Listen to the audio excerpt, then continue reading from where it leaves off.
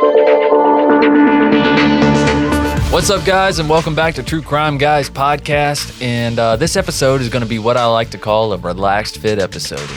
Oh, we are off the cuff right now, aren't we? We are off the cuff. Okay? I'm so worried. There's no script. The lights aren't even on. There's no cameras. No, sir. No cameras. This is podcast stuff only. This is for the podcast OGs right here. God, you guys can't even tell how much I'm sweating right now. You can't even see it. I'm so nervous. Which shouldn't be, because this is the best way to podcast, man. I love turning the cameras off. Right. And turning the mics on. That's where you get the best podcasting.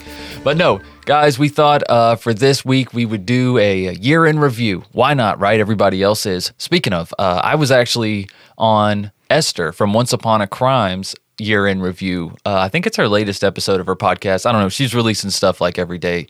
So there's probably a newer episode out. But check out the 2023 year in review. And she talked to myself as well as Leroy Luna from Excuse Me, That's Illegal, and Tyler from Minds of Madness, and all kinds of other podcasters. So it's pretty cool. It gives you a little bit of insight, and also can connect you to some other shows that you really might be into. I do love Michael's little self-plug over there, but his segment does look really good on there. He's in the studio. He's got the lighting all gun up, right? He was like, yeah, I'm ready. I'm here. I am ready. I had my makeup done for this. Let's do it. And I was like, we were laughing a little bit. Just like everybody else is just like, oh yeah, hi, I'm a podcaster. I don't like being on video that much. Why are you looking at me? Right. What's with this camera? Why are you looking at me? And I talked about that on the show, and it's a big part of what we've had to do this year is really podcasting is not enough anymore. It doesn't seem that. It doesn't seem that way. It seems like that the future is YouTube and visual and YouTube shorts and reels and so we've kind of had to adapt in order to continue to grow our audience. And when we just started in 2016, we could just, and all the way up through like 2019, I feel like we were just releasing episodes. Yeah. Half the time we'd forget to advertise and they would get the same amount of downloads or more. It just depended on the topic, really. That was the most important thing. What are you covering? Is there a lot of people talking about this, or is this interesting enough to get people's attention? You know what I'm saying? Well, earlier also it was great in the early days because you could just as easily put out a highly covered topic or a lesser known covered topic because everyone was also just wanting to see, let's see what these guys' opinion is on Bundy, or what's this podcast's opinion on Gacy, or what's everybody needed to see did they have a little bit more information? I mean, there was a fraction. They have a different of there was only a fraction of true crime podcasts that there are now. Yeah, you know what I'm saying? So it was like everybody they were gonna listen to it regardless because they were like, yes, I've already heard 5 other podcasts on Bundy, but let's see what these guys think about it. Let's see if they found any other information or whatever. Exactly. But the same way you look at another woman, they're like, I've never heard about this case. Let's check this out. Mm-hmm. So you got in the early days, it was very Wild West. Everything was it was very easy for things just to pick up traction. Yeah. And it sucks because it takes so much more time away from doing the fun part of podcasting, doing the creating. I haven't even released a Strange and Unexplained episode in weeks because I'm so caught up in doing stuff for True Crime Guys, because once the show is done and edited and produced and posted even, we're still not done. We're still not done. We have to still promote for it, tell people about it, make shorts from it, add captions. There's still so much extra stuff that has to be done throughout the week. So just producing one show and having it actually be successful or even stay consistent, all that has to be done. Mm-hmm. And especially making it for multiple platforms now. Yeah, exactly. When you were just doing audio for multiple shows, how we had it made, it was much easier to do because one person could write a script for this case, the other person could write a script for this case, and then you're just going to sit down at the mic and talk about it. Right. But now you have to make sure all the videos are right, the cameras are good, right. The upload takes this the upload so much stuff, longer. Man. You used to be able to pick your nose on during the show. Who cares? I mean, I still do. You edit it out a lot. Yeah. Again, the time it takes in this editing process. Right? We just put up pictures. The editing process takes forever. But yeah, so our show has gone through tremendous changes this year. I mean, for one, obviously Andy's here. It seems like you've been here a lot longer, but you've been a co-host for since March, right? Yeah, coming up. Yeah, it'll be a year, I think, in March. The Cough Syrup Killer was our first episode together. The Cough Syrup Killer. Remember that? I do remember it, Dan. I feel like I remember Reynard Sanaga even more. Yes, that was an early episode as well. That was one of our first like really dark cases we covered together. Yes. And that was like one of the first ones where I was like, oh yeah, you got to do a lot of research into some of the dark topics and then you got to move them. You got to try and like, just kind of tap one side of your head to shake it out. I just wanted to break you in really good, Andy, give you one that's like, if he can handle this, he'll be all right. Oh yeah. I got to make sure. No question. Andy's going to be fine. Andy's twisted. He's going to be all right. Yeah, I remember Reynard Sinago more than Cough Syrup Killer, just because that was the first one that like really stuck with me, being on the mic for the whole time. Because I had written some script, like I had written a few timelines for you guys in the previous years. I had written, Al Capone and Andre Chikatilo, and I'd written some dark topics before. Very true. And I already done the research for them, but I didn't have to actually sit down and talk about it with you. Right. So it's very different having to be the one to research it and then having to be the one who delivers it and commentates on it and tries to make it palatable. I don't know which is harder, honestly. Because if you're the researcher, if you're the main researcher deciding what goes in the timeline and whatnot, what's most important, like you have to research everything. Mm-hmm. You're getting it from all angles. You know what I'm saying? All the different visuals, all the videos, all the images. Oh, yeah. That's what Megan's been running into doing the cult timelines and stuff, especially with the Anthill kids recently. She was so upset just being like, God, I hate actually having to look at all this stuff. This is awful to know that this really happened in history and not that long ago. This is not medieval at all. No. Yeah, this is not some medieval Renaissance torture we're reading about or Civil War type. Exactly. This guy drove a Dodge van. Oh, guys, excuse the heater in the studio today. It is a cold Carolina afternoon here, and so I got the heater on, which I'm about to turn up, actually. I do feel it's finally starting to feel like Christmas around here, Michael. We're recording this just a couple days before Christmas. It's the 23rd of December right now. It's Christmas Eve. It's the eve of the eve. That's right. Eve squared. Christmas Eve squared right now. Precisely 1 month until my birthday. There you go. Yeah. My birthday was a little over a month ago, so. That's right. Happy late birthday, Andy. I'm a Scorpio. Aquarius. I know nothing about what those signs mean. Yeah, it's been a little bit of a cold time around here in the Carolinas. It's finally starting to feel like Christmas. I don't know if we're going to get a white Christmas again. I've only had one of those my entire life. Probably not, dude. Nah, we don't live close enough to the mountains. No. I feel like you could just you could go to the mountain and you're on like near your property and just like climb up to the top of the mountain. It's like, I'm going to find a snowflake. Yeah. I'll be the only one around here, but I'll find one. Yeah, it snows pretty often in the mountains. They might get one in like Boone or something like that. Oh, they've already had a couple already. But so Andy, since you have taken over in March, what have been some of your favorite things about hosting the show? I think some of the favorite things about hosting the show is not only getting to deliver some of the jokes that we have prepared. Like, sometimes we do have a few jokes we've kicked around and we've workshop before we put them before it comes into the final product. Yeah. But sometimes just some of the most off the cuff responses that we do get to go back and forth with. Right. I think some of those are some of the most fun and exciting times where I do get to just riff back and forth with you, where we'll have like a setup for something and then me and you just take it a little bit further. Right.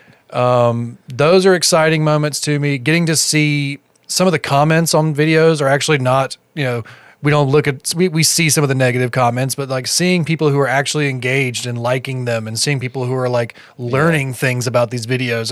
That's always exciting to me. That really doesn't get old. I seeing someone actually responding, being like, I did not know this. Like, I did not know this happened. Thank you for yes, we're not historians. We're not like a A&E biography team. We're not here writing a book on this, but we're at least educating someone enough to where they didn't know this happened or they didn't know this existed. And now they do know, and now they can go research it more on their own. Exactly. Like, it's kind of exciting to see those moments back and forth. Absolutely.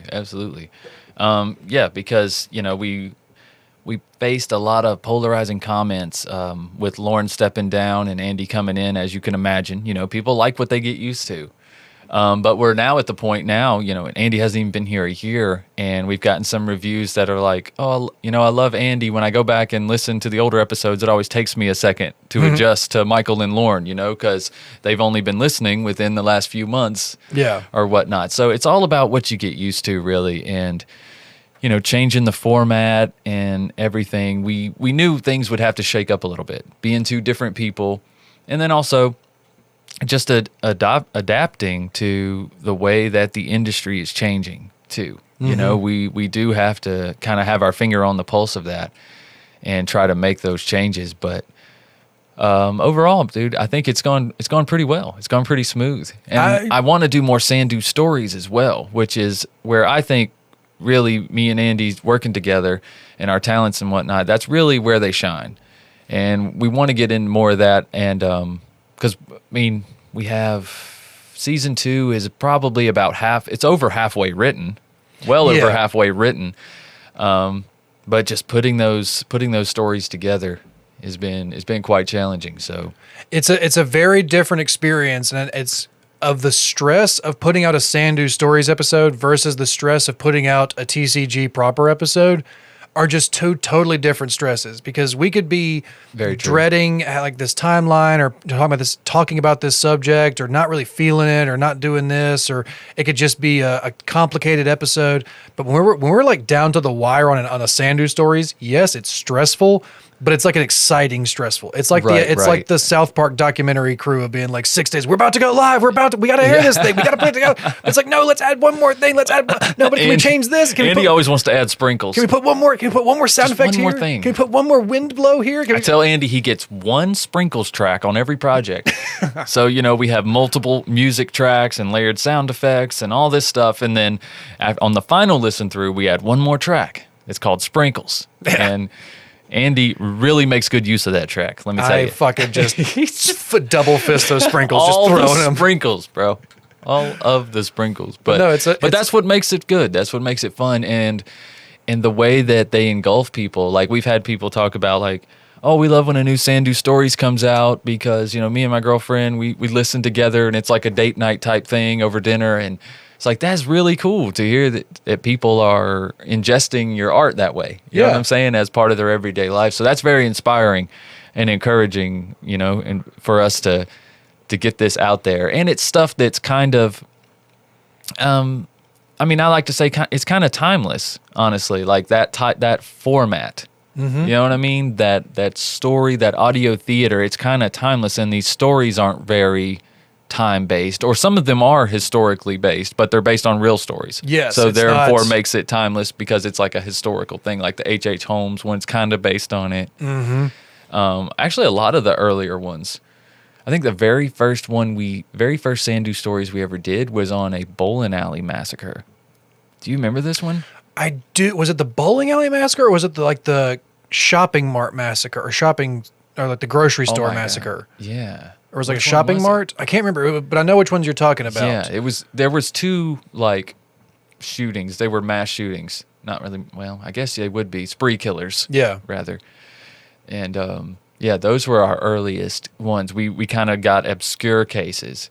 But then we started basing, like we did one on Edgar Allan Poe, like, you know, how he could have possibly died. That was a really fun one to do. I remember Lauren doing one as like one of the Alcatraz escapees. Yeah. As like a deathbed confession about one of the men who escaped Alcatraz. Yes, I think Leroy's in that one as well. Maybe. I don't remember if I thought that. Yeah, because Lauren does most of it as like an old man. Yeah. There's even one where it was the first time I ever participated. I think I just literally as like an episode of a monologue. It was like me just monologuing as like Betty and Barney Hill's therapist. Oh, that's right. That's the first one you wrote. And too. we put in a few like clips of the real interrogation or the real the real therapy sessions. Mm-hmm. But yeah, it's just like me monologuing as the therapist. Right. And then there was the Gilgo or the Gilco monster. Gilco monster. Yes. Yeah. But that was like when I first started getting involved on anything basically around here. Right, right. Now, did we release the Gilco monster? Oh yeah, it's on Patreon. No, is it on season 1? No, I don't believe it is part of season 1. I think the first 2 episodes that I was a part of are not actually on the first season of Sandu Stories. The first season on Patreon, or the first season we released for the free platform, are basically the first ones where we really started including a full audio theater. Where we started doing like full cast and full scripts and stuff. So we started with the Flannan Isle Wikis, the Lighthouse episode. Leroy is in that one. Lauren's in that one. No, Leroy's not in it. No, Lauren is, and you are, and I am. Mm-hmm. Because Lauren is the lighthouse captain. I'm the old it's just us. grizzled guy. Yeah, that's where Hush Your Mouth Boy came from. It actually came from Flannan Isle Wikis. If you guys are curious, the little tag that we sometimes put at the end of our episodes, that came from the Flannan Isle Wikis episode. It's one of Lauren's lines. It's just when I heard that, I was like, yeah, I'm taking the sound clip. Yep, never letting that out. Never letting you live that down. Right. You said that too good. So in the first season, if you guys haven't listened to Sandu Stories, in the first season, it is mainly every episode is a new story, right? So you can sit down for 20 to 40 minutes and just enjoy just one story all the way through.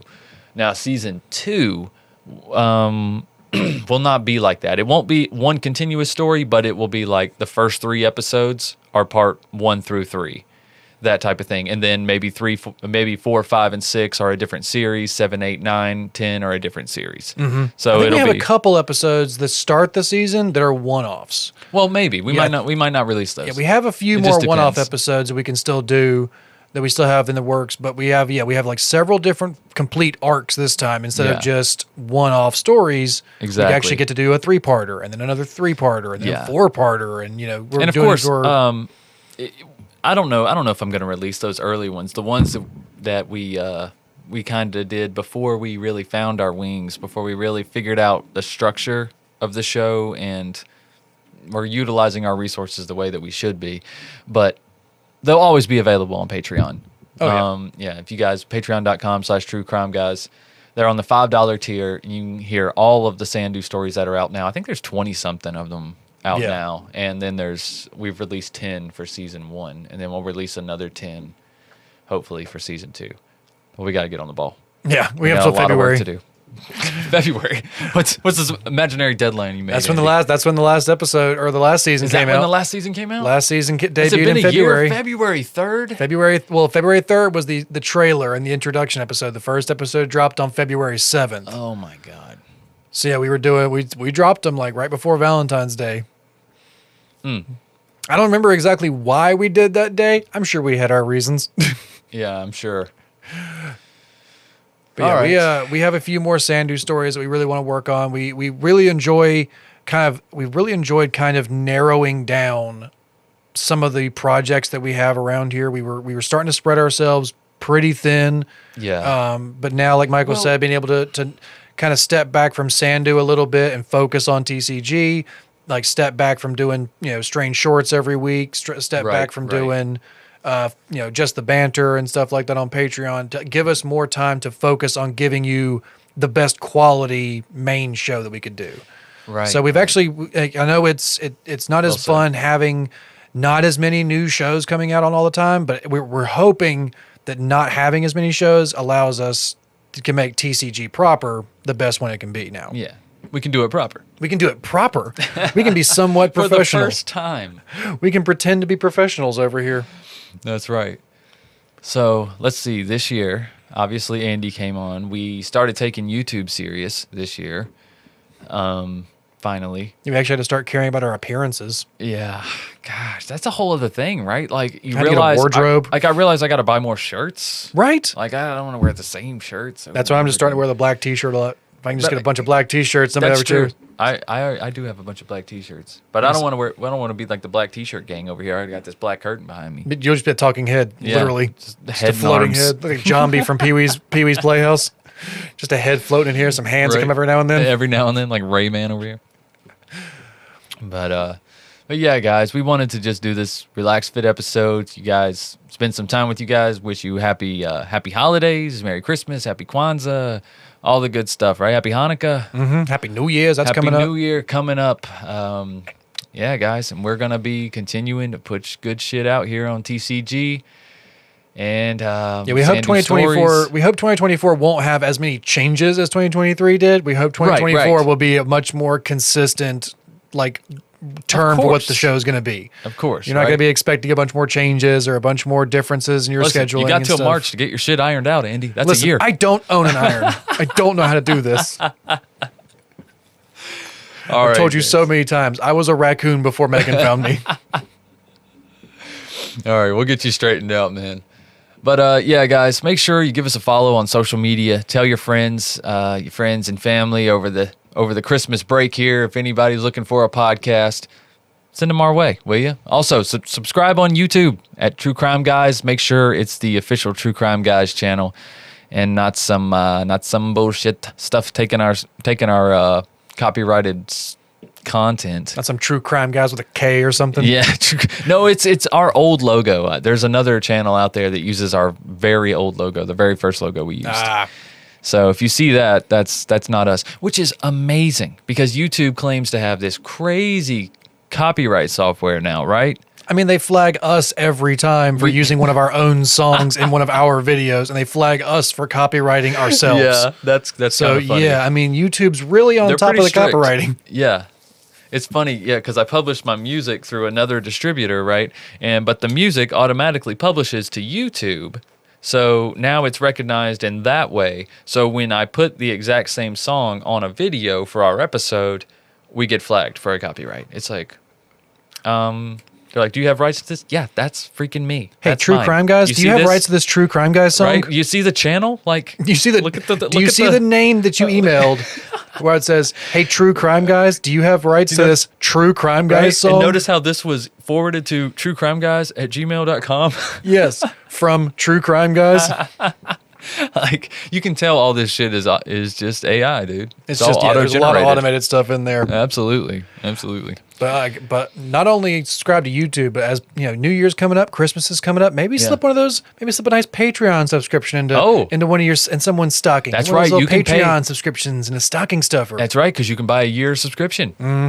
Give somebody a whole year's worth of content. Just keep giving it to them every Christmas. Just give the one relative you don't really want to talk to a year subscription to our Patreon, and then they will be occupied for hours. Oh my you won't God. have to talk to them for days, for months. They will be completely engulfed in True Crime Guys. You can come back and talk to them next Christmas and be like, yeah, you like that Patreon subscription, didn't you? Yeah, I knew you would. You should renew that. Right. It's the gift that keeps on going. Yeah, then they'll do it to somebody else. They'll just keep on giving. That's right. All right, guys. Well, we'll see, I guess, at the first of the year, right? We'll see you in 2024, guys. We will see you in 2024. We will see you next year, guys. We get to finally use that joke. Thank you, Andy. Is it getting scarce or something? Listen, we're both dads. We finally get to use our dad jokes on the air. Let's just embrace it, okay? Fair enough. We usually have to use good jokes on the air. We rarely ever get to use our dad jokes. Right. Good jokes. Yeah. All right, guys. Well, we'll be back next week with a regular old True Crime Guys case. All right. Until then, just keep on creeping. Bye.